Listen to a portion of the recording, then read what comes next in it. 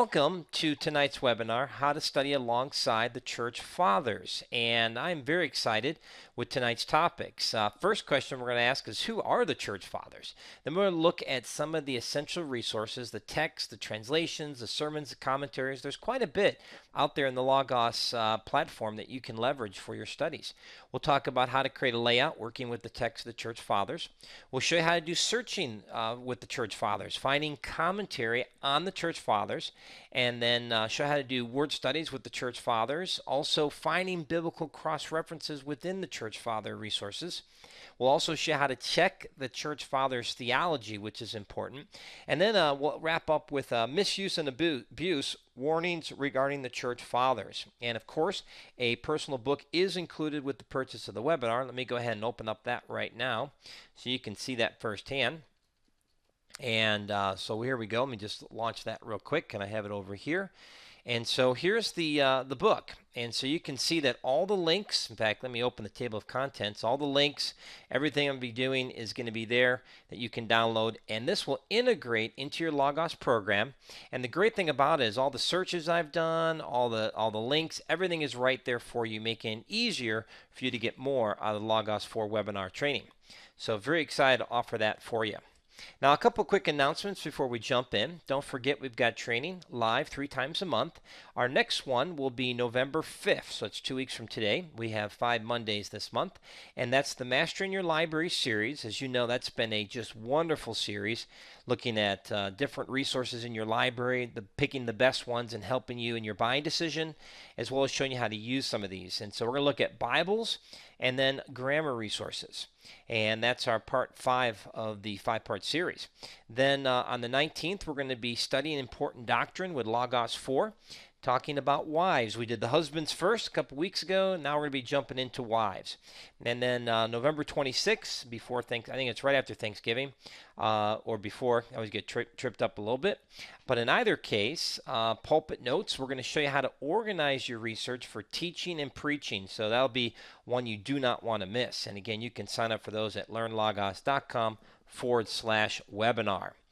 Also, coming in 2013, a lot of people have been emailing me and asking me, hey, John, what are you doing next year? And I am very excited with the plan for next year.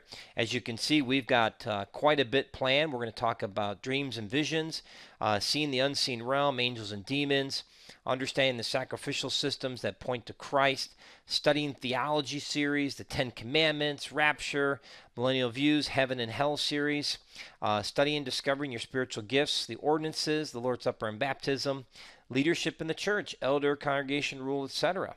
The biblical view of money, how to study, save, spend, and serve. How to study a book of the Bible. We'll actually focus specifically on that. How to memorize the Bible, some tools there.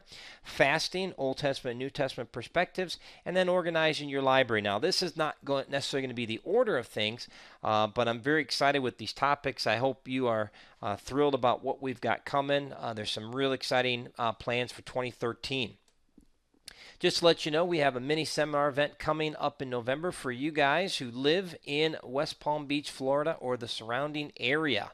And if you just go to mini seminars at LearnLogos.com, you can click the link and take advantage of that. So James Chester, he's MDiv and DMin, will do a wonderful job in showing you how to use Logos. So take advantage of that opportunity. Of course, with the attendance at the conference there, or the training session, you will be given the training DVD bundle that is included in the purchase price. All right, tonight's webinar is $4.99, discounted, 50% off for you. And then don't forget, if you haven't purchased the training DVDs, very important you do so. The webinars move pretty fast. We're topically based, and we don't always stop and show you every nook and cranny of the tool. But you have the option to ask questions, which is wonderful. The training DVDs, which includes 17 hours, 305 videos, the most comprehensive and the most affordable on the web, is available as a download as well as DVDs or both. and we've got a special of 50% off. It can be as low as $34.99 if you do download only, to as much as $44.99 if you do both the DVD and the download. So very excited to bring that. If you don't have that, this will take you from beginner to advanced, teach you not only how to use Logos, but we've got extra things in there. For example, how to study the Bible, how to study specifically the Matthew 28:16 through 19 Great Commission passage. So very thrilled to bring that to you to give you more in-depth training. And as I mentioned this last time, I want to mention this again. This is a special product announcement. This is not a Logos resource, but it's such a great resource and an excellent complement to Logos that I wanted to bring this to your attention. It's the Puritan hard drive. It's got Reformation and Protestant resources, over 12,000 of them. And anyone who purchases this, I'll be doing a free live training on November 12th. This has been discounted for you guys. There's payment plans that are available. And I just want to do one search tonight just to kind of show you this in action. So what I have here is the search engine for the Puritan hard drive. And I'm just going to type in tonight just one of the church fathers, and that'll be Ignatius. Okay, so here we go. We do a search. And notice that we got two choices, Ignatius Loyola or Ignatius. I'll choose the second one. Let me go ahead and maximize this. And as you can see, we've got quite a few resources. In fact, 239 came back, and so quite a few. And you can see here from Thomas Adams, Archibald Alexander from 1838. We've got commentary in Acts, and here's a great one, Joseph of Fallahee, Sure Guide to Heaven, or An Alarm to the Unconverted. So let me just open up this resource. And as you can see, it's very straightforward. It comes in a PDF format. So let me go ahead and open that up and bring that resource into our viewing space. And let me just zoom in a little bit so you can see this. And I'm going to open up the bookmarks just to kind of show you can scan through this. And I already have looked ahead where this was mentioned, this resource here, and I've highlighted it for us. So you can see the quality of the PDF scan. Now this book, just to give you a perspective, goes back to the 1600s. So very, very powerful. And you can see here that Ignatius is mentioned. In fact, let me just highlight him here, as well as Augustine as well. And just here's a quick quote from the book to give you a feel for what you'll be reading. His fears are not so much of suffering as of sinning. Once he was afraid of nothing so much as the loss of his estate or reputation. Nothing sounded so terrible to him as pain or poverty or disgrace. Now these are little to him. Again, talking about someone who was once lost and now saved. In comparison with God's dishonor or displeasure. How warily does he walk, lest he should tread upon a snare. He looks in front and behind, he has his eyes upon his heart, and is often casting it over his shoulder, lest he should be overtaken with sin. It kills his heart to think of losing God's favor. This he dreads as his only undoing. No thought pains him so much as to think of parting with Christ. His love runs in a new course. My love was crucified, said Ignatius. This is my Christ. This is my beloved, says the spouse. How often does Augustine pour his love upon Christ? He can find no words sweet enough. And he says this, let me see thee, O light of mine eyes. Come, O thou joy of my spirit. Let me behold thee, O gladness of my heart. Let me love thee, O life of my soul. Appear unto me, O my great delight, my sweet comfort, O my God, my life, and the whole glory of my soul. Let me find thee, O desire of my heart. Let me hold thee, O love of my soul. Let me embrace thee, O heavenly bridegroom. Let me possess thee. So this is really neat because, again, out of all these 12,000 plus resources, we just typed in one church father's name and we found this great quote in a Puritan book and found it being very helpful and help us understand this particular issue of someone who was lost and now saved and how their affections have changed. So definitely take advantage of that resource. The link is available on the website. In fact, let me just go ahead and take a moment to show you where that is. It will be included in the book, the personal book, and it's also on the LearnLogos.com homepage right there. So if you just click on that link, you can get there and take advantage of that resource. And like I said, free training November 12th. Okay, wonderful. Thank you for allowing me to share that with you.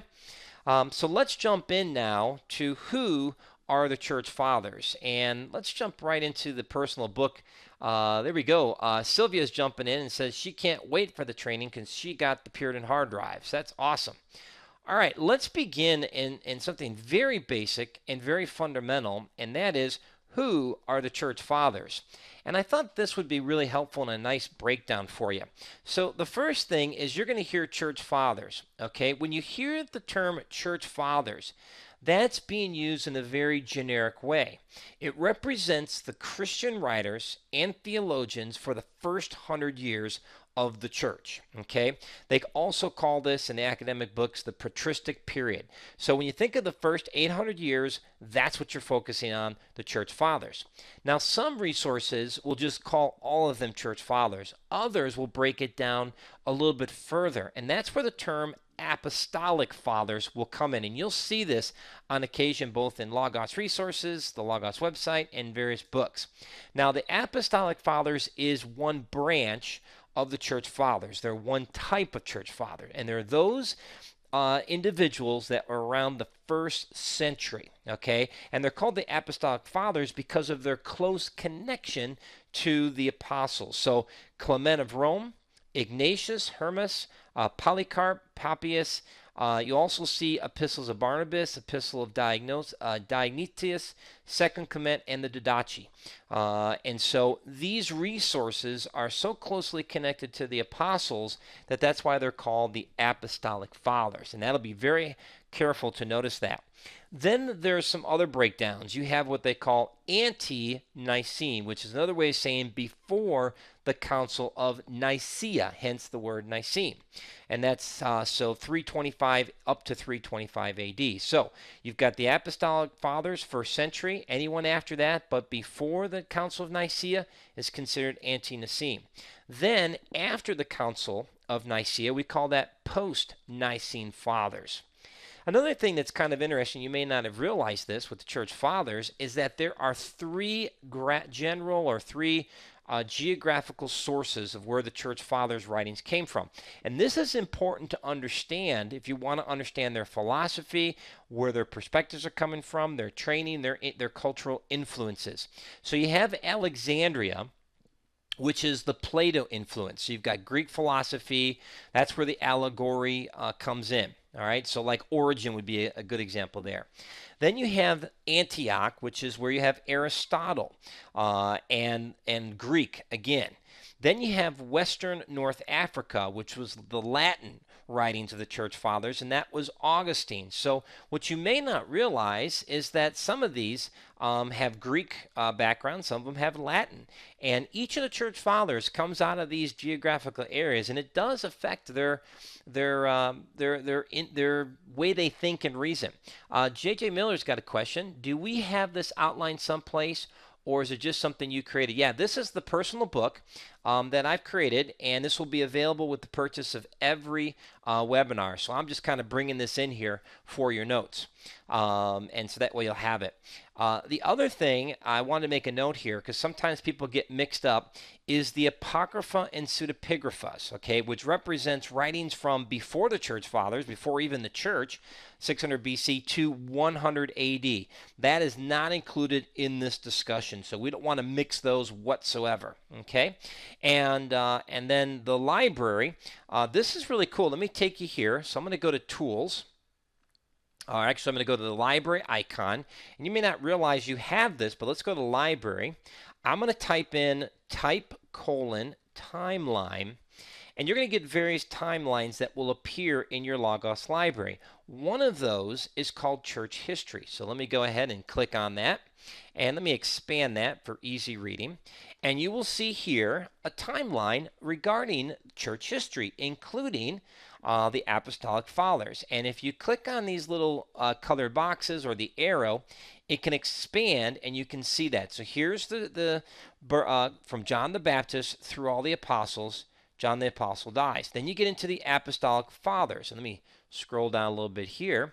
And so we have Clement of Rome. And if you look at the timeline, he was around at the time of the apostles. Pretty cool, huh?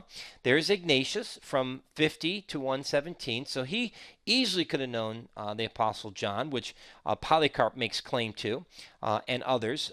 There's Papias and Polycarp. So pretty neat. And you even got Josephus, who would have been around at the time of Christ as well. And then you've got the Didache, and so forth. And there's the ante-Nicene and so forth. So Logos is given you, and Gil just wanted to jump in and comment and say, cool. Yeah, it's a nice little item in there that will come real handy. And of course, you can print that out. I don't see a print here. Let me see if you can print those. Yeah, you can print those as a picture. And you can also right-click on them too and send a PowerPoint or copy the image. And you'll see very quickly how to piece some of those together. So very, very cool. All right, so let me close down that resource.